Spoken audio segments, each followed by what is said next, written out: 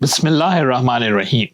When traveling for less than 10 days, most people waste all of their fast because they don't know the right method to actually saving their fast. Today, we will be discussing how to save at least two of your fast while traveling.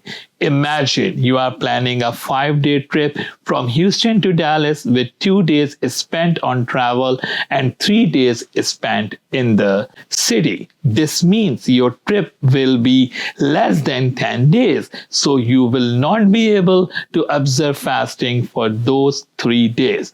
However, there is a method to saving your fast on the first and last days of travel. So, how can we achieve this? Well, the approach is very straightforward. On your departure day, start your journey after Zohor. Then once it's time to break your fast, you can either do it when you reach your destination or while you are still on the road. It's important to break your fast according to the local iftar time of where you are located.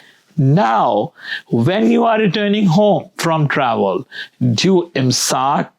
Then once you reach your hometown, if you arrive before noon, you can do your niyyah and your fast will be valid. Now, you know the method which you can use to save at least two fasting days while traveling.